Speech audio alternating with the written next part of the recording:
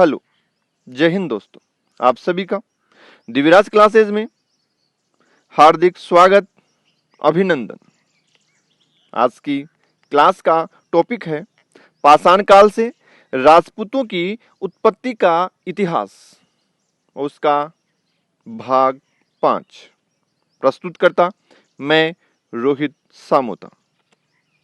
मेरे बारे में और अधिक जानकारी आप यहां से प्राप्त कर सकते हैं। तो शुरू करते हैं आज का टॉपिक। ऐतिहासिक काल।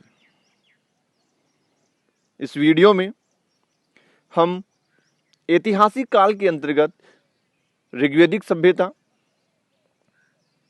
जनपद काल, साथ ही साथ गुप्त काल, मौर्य काल, विदेशी जातियों का आक्रमण तथा उन विदेशी जातियों के पतन, हूणों का आक्रमण आदि के बारे में अध्ययन करेंगे। तो सबसे पहले है ऋग्वैदिक सभ्यता। सरस्वती एवं द्रस्वती नदियों के बीच के जो हिस्सा है उसको मनु ने ब्रह्मवर्त बताया है। यानी जो दो नदियां बहती थी, सरस्वती और द्रस्वती, इन दोनों के बीच के भाग को मनु ने ब्रह्मवर्त बताया है। और ब्रह्मवर्त का मतलब है कि जो अति पवित्र एवं ज्ञानियों का क्षेत्र माना गया है। उत्तर पूर्व में कुरुक्षेत्र स्वर्ग के समान माना गया है। सरस्वती व द्रस्वती नदी घाटियां आर्यों की प्राचीन बस्तियों की शरण स्थली रही हैं। एक बार फिर से सुनिए कि जो सरस्वती व द्रस्वती नदियां हैं, उन दोनों नदियों की जो घाटियां हैं वो आर्यों की प्राचीन बस्तियों की शरण स्थली रही हैं। एक पुरातत्व विज्ञानी ओरेल स्टेन, इंपोर्टेंट है, परीक्षा में पूछा गया है। ओरेल स्टेन घग्गर को वैदिक कालीन नदी सरस्वती मानकर ही सर्वेक्षण कार्य किया। अपने सर्वेक्षण कार्य को 1942 ईस्वी में द ज्योग्राफिकल जर्नल में शीर्षक लिखा, a survey work of ancient sites along the lost Saraswati river. यहां से एग्जाम में प्रश्न पूछा गया है। क्या प्रश्न है, सुनिए। A survey work of ancient sites along the lost Saraswati river work किसके द्वारा किया गया है? अधीनस्थ चयन बोर्ड के द्वारा यह प्रश्न पूछा गया है। तो आंसर होगा ओरेल स्टेन द्वारा। ओरेल स्टेन विदेशी पुरातत्वविज्ञ थे। उन्होंने सुना कि घग्गर नदी की जगह एक वैदिक कालीन नदी सरस्वती बहती थी, लेकिन वर्तमान में वह विलुप्त हो गई है। तो उस घग्गर नदी को वैदिक कालीन नदी सरस्वती मानकर ही उन्होंने यहाँ पर सर्वेक्षण कार्य किया था। और अपने सर्वेक्षण कार्य को उन्होंने दी ज्योग्राफिकल जर्नल में प्रकाशित करवाया और शीर्षक रखा, a survey work of ancient sites along the lost Saraswati river. आगे है जनपद काल। 1000 ईसा पूर्व से 300 ईसा पूर्व तक का समय जनपद काल कहलाता है। पूछा जा सकता है कि जनपद काल का समय कौन सा है? 1000 ईसा पूर्व से 300 ईसा पूर्व के मध्य का जो काल है वो जनपद काल कहलाता है।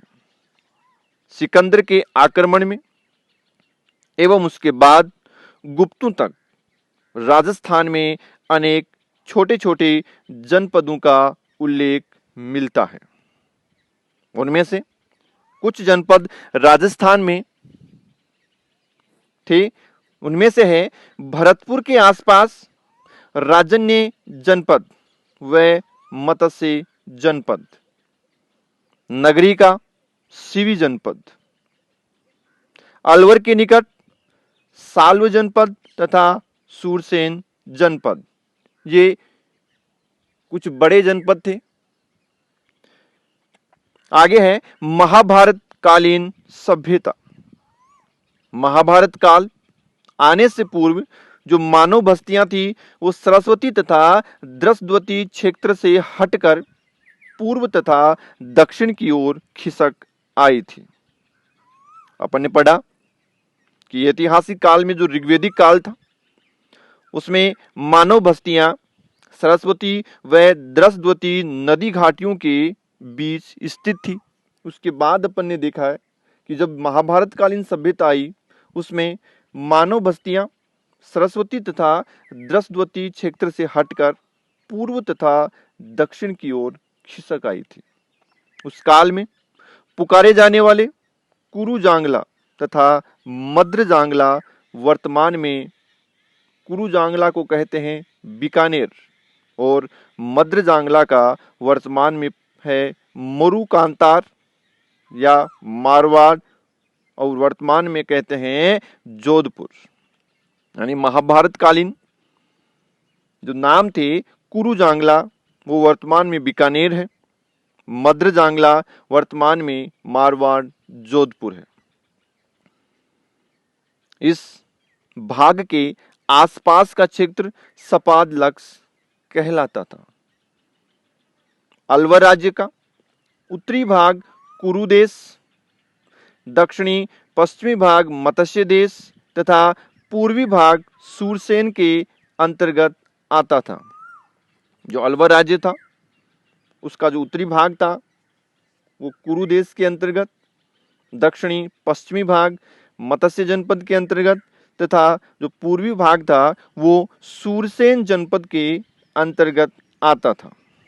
सूरसेन जनपद के अंतर्गत भरतपुर, धौलपुर तथा करौली का भाग शामिल था। महाभारत कालीन समय में जो जनपद थे उनकी राजधानियां देखें। सूरसेन जनपद की जो राजधानी थी वो थी मथुरा। मत्स्य जनपद की राजधानी विराटनगर और कुरु जनपद की राजधानी थी इंद्रप्रस्थ। इंद्रप्रस्थ वर्तमान में दिल्ली है। उस समय के इंद्रप्रस्थ वर्तमान में कौन सा शहर है? दिल्ली। आगे है मौर्य काल। कणसवा शिलालेख कोटा। कोटा राज्य में प्राप्त या कोटा शहर में प्राप्त हुआ है कणसवा शिलालेख। उससे पता चलता है कि यहाँ मौर्य वंश के राजा धवल का राज्य था। यानी कणसवा शिलालेख के आधार पर हम कह सकते हैं कि कोटा पर मौर्य राजा धवल का शासन था। बैराठ जयपुर से अशोक मौर्य के 2 शिलालेख अभिलेख प्राप्त हुए हैं। याद होगा आपको, पिछले वीडियो में देखा था कि अशोक मौर्य के बैराठ सभ्यता जयपुर से 2 शिलालेख प्राप्त हुए हैं, अभिलेख प्राप्त हुए हैं। पहला अभिलेख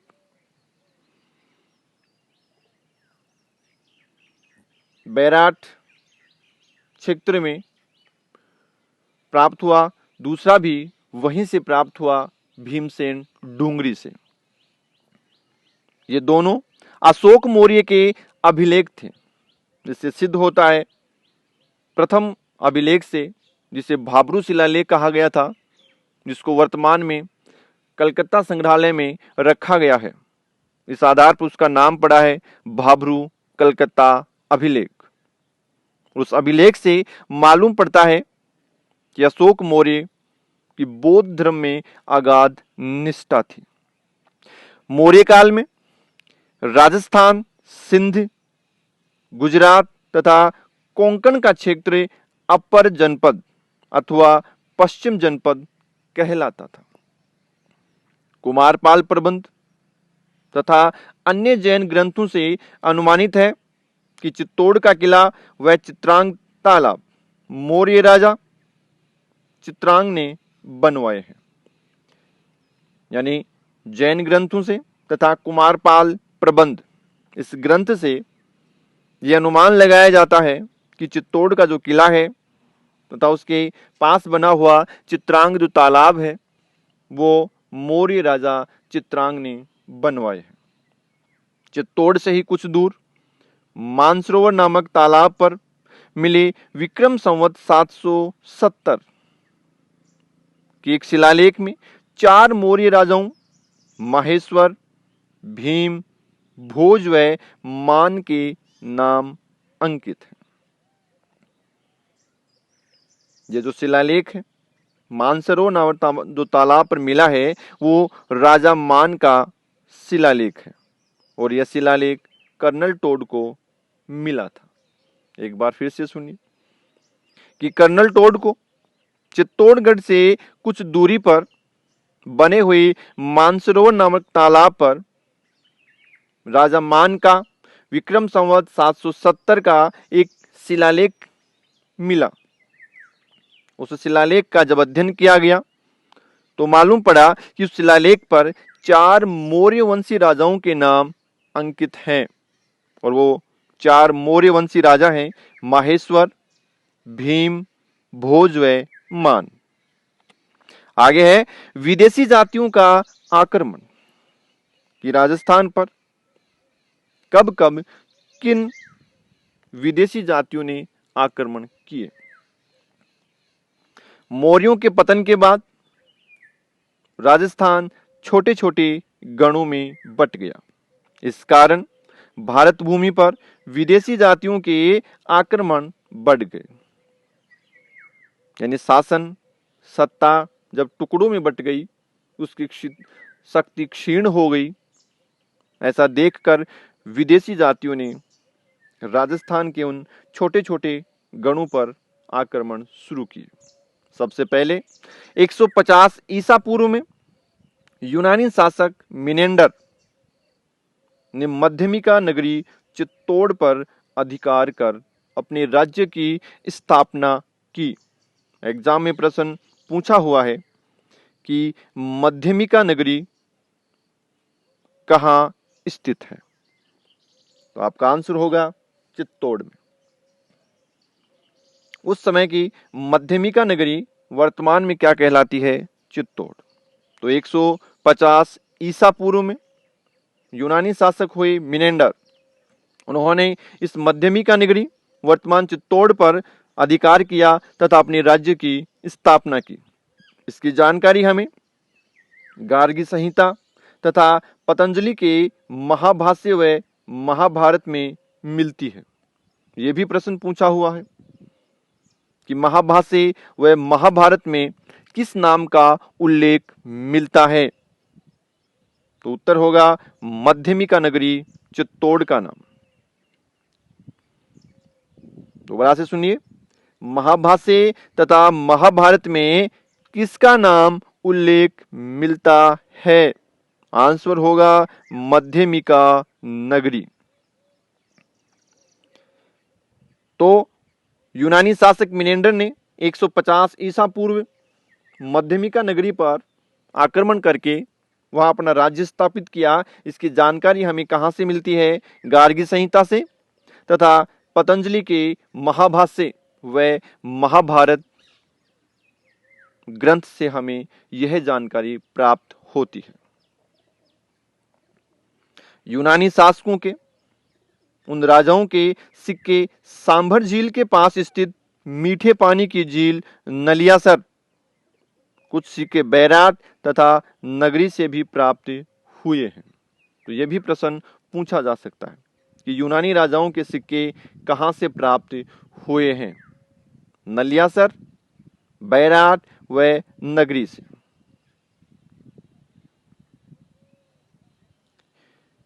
ईसा पूर्व प्रथम शताब्दी में पश्चिमी राजस्थान पर सीथियोनों के आक्रमण आरंभ हो गए तथा ईसा से 90 वर्ष पहले राजस्थान से यूनानी शासकों का शासन समाप्त हो गया।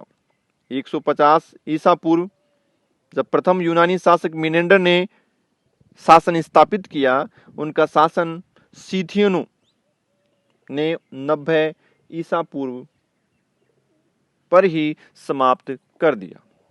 सीथियन पूछा जा सकता है, सीथियन कौन थे? कुषाण, पहलव तथा शक सम्मिलित रूप से सीथियन कहलाते हैं। एक बार फिर से सुनिए, कुषाण, पहलव तथा शक ये जातियां सम्मिलित रूप से सीथियन कहलाती हैं। और 90 ईसा पूर्व इन्होंने यूनानी शासकों को राजस्थान से खदेड़ दिया तथा अपने पांव यहां जमा लिए। ऐसी नलियासर से कुषाण शासक हुविस्क की मुद्रा प्राप्त हुई है। इसका शासनकाल 95 ईस्वी से 127 ईस्वी के मध्य माना जाता है। यानी सीथियनों ने यहां शासन किया, इसकी जानकारी हमें नलियासर से प्राप्त एक कुषाण शासक हुविस्क, उसकी मुद्रा प्राप्त हुई है। उस हुविस्क का शासनकाल रहा 95 ईस्वी से लेकर 127 ईस्वी के मध्य। साथ ही कनिष्क के शिलालेख से हमें जानकारी मिलती है कि कुषाण 83 ईस्वी से 119 ईस्वी तक राजस्थान के पूर्वी भाग पर शासन करते थे। यानी राजस्थान के पूर्वी भाग पर 83 ईस्वी से लेकर 119 ईस्वी तक कुषाणों का साम्राज्य था। ऐसी जानकारी हमें कनिष्क के शिलालेख से प्राप्त होती है। साथ ही साथ सुदर्शन झील अभिलेख 150 ईस्वी के अनुसार कुषाणों का राज्य मरु प्रदेश से साबरमती के आसपास था। सुदर्शन झील अभिलेख 150 ईस्वी, इस अभिलेख से हमें जानकारी मिलती है कि कुषाणों का जो राज्य था वो मरु प्रदेश से लेकर साबरमती नदी के आसपास तक था। आगे है विदेशी जातियों का पतन। 130 ईस्वी से 150 ईस्वी के मध्य तक शक शासक रुद्रदामन प्रथम एवं योद्धाओं के मध्य घनघोर संघर्ष हुआ। इस संघर्ष के दौरान योद्धे पराजित हुए। यानी रुद्रदामन प्रथम ने योद्धाओं को पराजित किया। 150 ईस्वी के लगभग नागों की भारसिव शाखा ने अपनी शक्ति बढ़ानी आरंभ की तथा नागों ने योद्धे, मालव, अर्जुनायन, वाकाटक, कोणिंद, मग आदि जातियों की सहायता से पंजाब, राजस्थान, मध्य प्रदेश को कुषाणों से मुक्त करवा लिया। ऐसी जानकारी मिलती है रुद्रदामन लेख से। क्या जानकारी मिलती है? यानी जो रुद्रदामन लेख है वो रुद्रदामन प्रथम शक शासक का है। उससे जानकारी मिलती है कि नागों की जो भारसिव शाखा थी उसने योद्धे, मालव, अर्जुनायन, वाकाटक, कोणिंद, मग आदि जातियों की सहायता से राजस्थान को, पंजाब को तथा मध्य प्रदेश को कुषाण शासकों से मुक्त करवा लिया था। या दूसरे शब्दों में कहे, इन शक शासकों ने कुषाण शासकों को पराजित किया। नागों ने कुषाणों के विरुद्ध विजयों के उपलक्ष्य में वाराणसी में 10 अश्वमेध यज्ञ किए। जहां पर ये 10 अश्वमेध यज्ञ किए वो वाराणसी में वह स्थान दशाश्वमेध यज्ञ या दशाश्वमेध घाट कहलाता है और ये घाट आज भी वहां मौजूद है। तो वाराणसी का दशाश्वमेध घाट कुषाणों के विरुद्ध नागों की विजय के उपलक्ष्य में नागों ने वहां पर 10 अश्वमेध यज्ञ किए थे। अर्जुनायन अलवर भरतपुर क्षेत्र में, मालव जयपुर के आसपास तथा बाद में अजमेर, टोंक तथा मेवाड़ तक फैल गए थे। यानी अर्जुनाइनों का जो शासक साम्राज्य था वो अलवर भरतपुर क्षेत्र में था, तथा जो मालव शासक थे उनका शासन साम्राज्य जयपुर के आसपास था, लेकिन बाद में अजमेर, टोंक तथा मेवाड़ तक फैल गया था। 4वीं शताब्दी तक मालव, अर्जुनाइन व योद्धों की प्रभुता का काल है। रुद्रदामन के लेख से स्पष्ट है कि योद्धों ने राजस्थान से कुषाण सत्ता को उखाड़ फेंका। तो ये प्रश्न आया हुआ है। क्या प्रश्न है कि योद्धों ने राजस्थान से कुषाण सत्ता को उखाड़ फेंका, ऐसी जानकारी हमें किस लेख से मिलती है? उत्तर है रुद्रदामन के लेख से। और रुद्रदामन का लेख किसका है? रुद्रदामन प्रथम का लेख। इस युग में आभीर तथा मोखरी गणराज्य भी अपना अस्तित्व रखते थे। शक, कुषाण तथा हूण जातियां केवल सामरिक उद्देश्य एवं सत्ता के विस्तार के लिए ही भारत आई थी। यानी उनका खुद का कोई भी ऐसा धर्म नहीं था जिसको वो वहां पर स्थापित कर सके।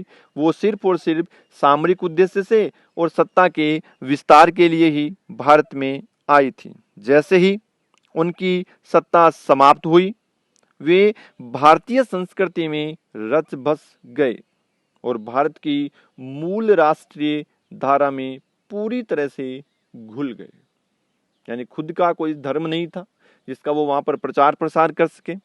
जैसे उनकी सत्ता समाप्त हुई, शक, कुषाण, हूण जातियों की वो भारत की मूल राष्ट्रीय धारा में, यहाँ की संस्कृति में अच्छे से घुल मिल गए।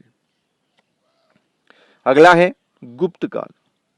पूछा जाता है गुप्त काल का समय कौन सा है?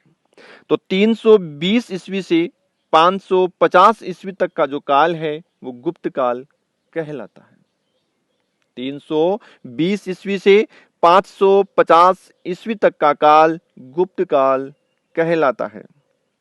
समुद्रगुप्त की प्रयाग प्रशस्ति के अनुसार, समुद्रगुप्त की प्रयाग प्रशस्ति से हमें जानकारी मिलती है कि समुद्रगुप्त ने पश्चिमी भारत के गणराज्यों पर अपना प्रभुत्व स्थापित किया। अधिकांश गणराज्यों ने तो बिना लड़े ही समुद्रगुप्त की अधीनता स्वीकार की।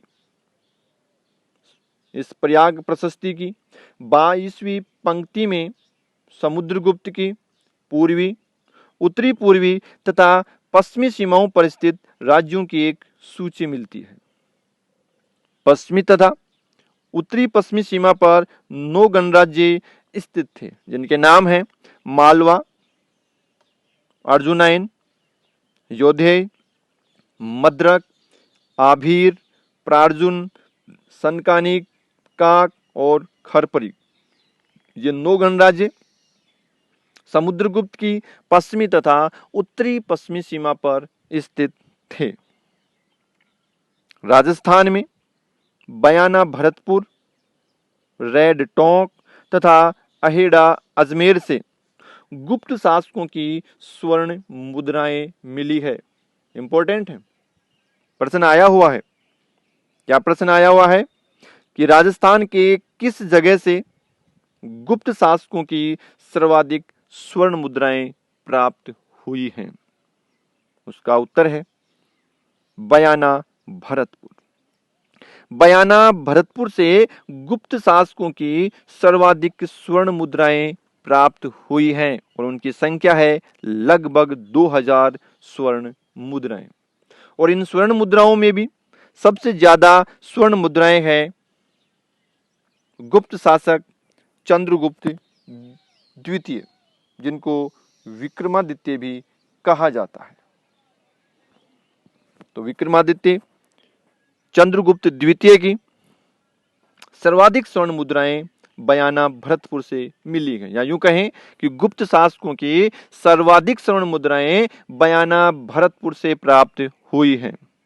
दूसरा प्रश्न यदि पूछा जाए कि निम्न में से किन किन स्थानों से गुप्त शासकों की स्वर्ण मुद्राएं मिली है, तो उसका उत्तर होगा बयाना भरतपुर, रेड टोंक और अहेड़ा अजमेर। रेड टोंक के बारे में आपने पढ़ा है, इसे राजस्थान का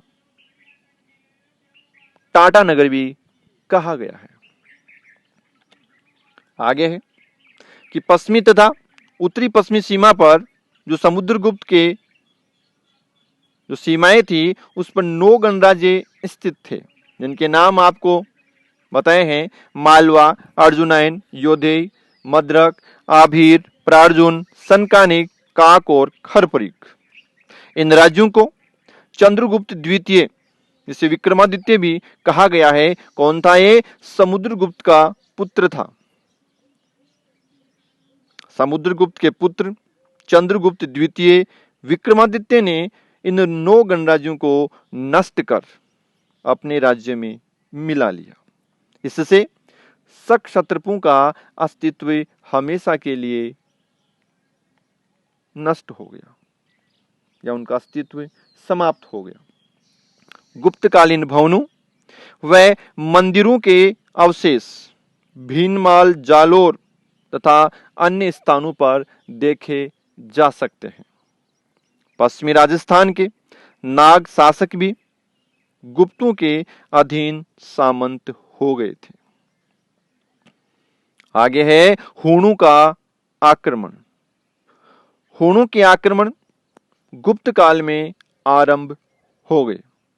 हूण राजा तोरमान ने 503 ईस्वी में गुप्तों से राजस्थान छीन लिया, या दूसरे शब्दों में कहें कि 503 ईस्वी में हूण राजा तोरमान ने गुप्त शासकों को पराजित कर राजस्थान पर अपना अधिकार जमा लिया। तोरमान के पुत्र मिहिरकुल ने 6ठी सदी ईस्वी में राजस्थान पर भयंकर आक्रमण किए तथा सभी गणतंत्रात्मक व अर्ध राजतंत्रात्मक राज्यों को छिन्न भिन्न कर दिया। साथ ही विकसित सभ्यता के सभी केंद्रों जिनमें बैराट, रंगमहल, बड़ोपल, पीर सुल्तान की थड़ी आदि को नष्ट कर दिया। यानी जो हूण शासक था तोरमान, उसके पुत्र मिहिरकुल ने 6ठी सदी ईस्वी में राजस्थान पर आक्रमण करके सभी राज्यों को छिन्न भिन्न कर दिया तथा उस समय की विकसित सभ्यता केंद्रों को भी नष्ट कर दिया। मिहिरकुल ने बारडोली में नागर शैली में शिव का प्रसिद्ध मंदिर बनवाया। पूछा जा सकता है कि बारडोली का शिव मंदिर निम्न में से किस शासक के द्वारा बनाया गया है? वो है मिहिरकुल। मालवा के शासक यशोवर्मन, जिन्हें यशोधर्मन भी कहा जाता है, इस यशोवर्मन ने 532 ईस्वी में हूणों को परास्त कर राजस्थान में शांति स्थापित की। यानी हूणों ने गुप्त शासकों को पराजित किया और इन हूणों को मालवा के राजा यशोवर्मन ने पराजित किया। यशोवर्मन के मरते ही पुनः अशांति हो गई। इंपॉर्टेंट है आगे कि यशोवर्मन के अधिकारी राजस्थानी कहलाते थे। पूछा जा सकता है कि मालवा के शासक यशोवर्मन के अधिकारी क्या कहलाते थे? तो यशोवर्मन के जो अधिकारी थे वो राजस्थानी कहलाते थे। हर्षवर्धन 7वीं शताब्दी में पुष्यभूति वंश, जिसे वर्धन वंश भी कहा जाता है, का राजा हुआ हर्षवर्धन। तो हर्षवर्धन किस वंश का शासक था? पुष्यभूति वंश या वर्धन वंश का? एक प्रतापी सम्राट हर्षवर्धन। हर्षवर्धन ने 3 नाटकों की रचना की। तीनों इंपॉर्टेंट हैं, कई बार पूछे गए हैं। आपको याद रखना है कि हर्षवर्धन के द्वारा रचित नाटक कौन कौन से थे।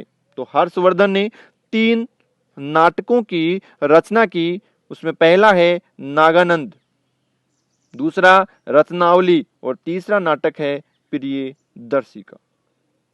तो हर्षवर्धन ने नागानंद, रत्नावली तथा प्रियदर्शिका इन 3 नाटकों की रचना की, या दूसरे शब्दों में कहे ये 3 नाटक हर्षवर्धन के द्वारा लिखे गए थे। हर्षवर्धन को चीनी लेखक शिलादित्य नाम से पुकारते थे।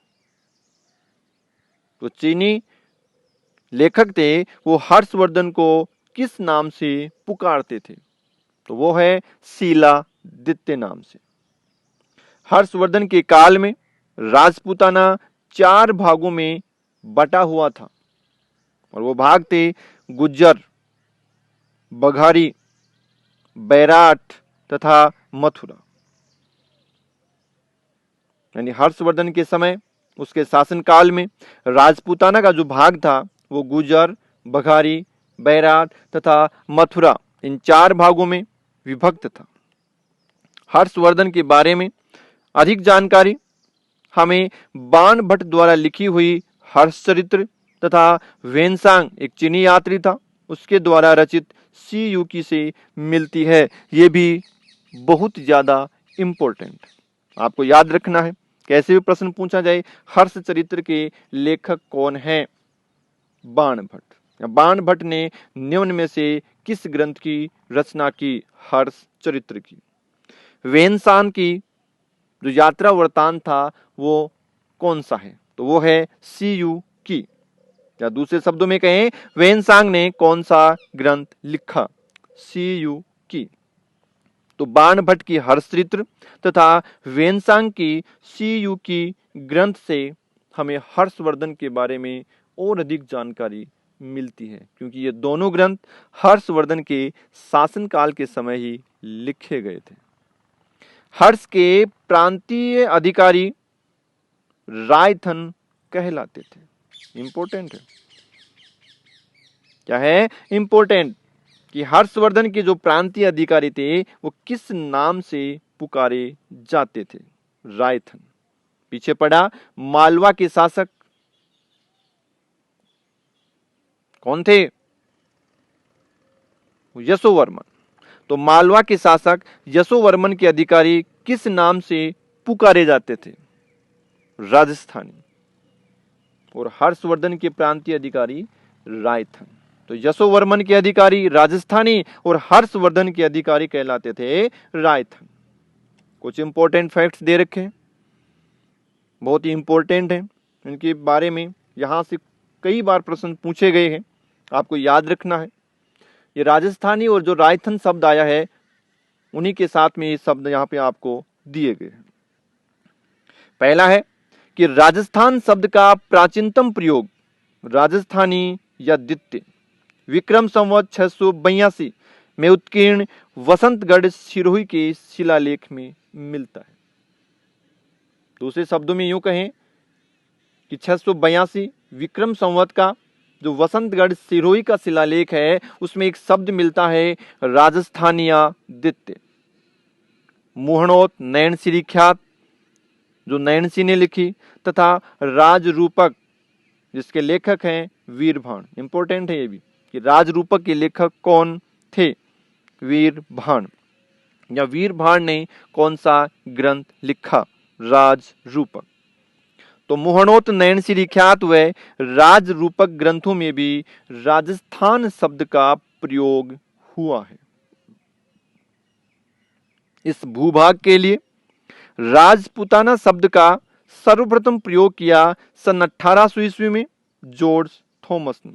ये पूछा गया प्रश्न है कि राजपूताना शब्द का सर्वप्रथम प्रयोग किसने किया? जॉर्ज थॉमस ने सन 1800 ईस्वी में। कर्नल जेम्स टोड इस भूभाग को रायथान नाम से पुकारते थे। या यूं कहें, कर्नल जेम्स टोड ने इस राजपूताना जो क्षेत्र था, राजस्थान वाला जो क्षेत्र था, उसको सर्वप्रथम रायथान नाम से पुकारा था। क्यों पुकारा था? क्योंकि राजस्थानी साहित्य एवं भाषा में राजा के निवास को राजस्थान कहते थे। कर्नल जेम्स टोड ने, पीछे पढ़ा जब कर्नल जेम्स टोड के बारे में अपन ने अध्ययन किया था कि कर्नल जेम्स टोड ने 3 पुस्तकें लिखी। उनकी पहली विख्यात पुस्तक है annals and antiquities of Rajasthan,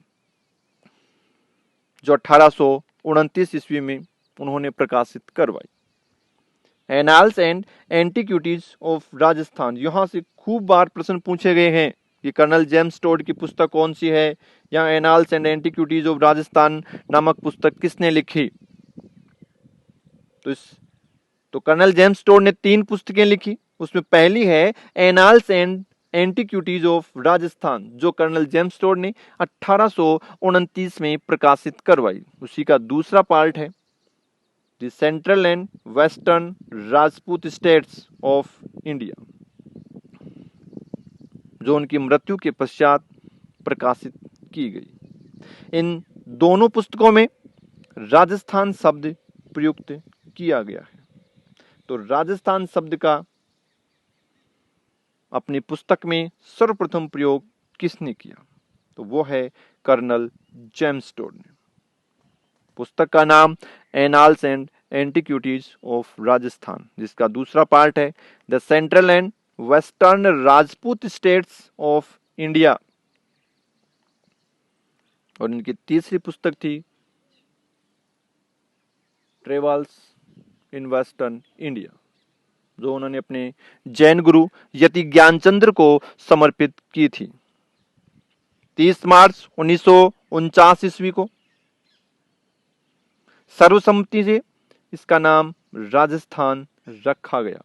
तो राजस्थान नाम जो एक्चुअल में आया, जहां से प्रयोग किया जाने लगा, वो डेट है 30 मार्च 1949, और इसी 30 मार्च के दिन राजस्थान दिवस मनाया जाता है।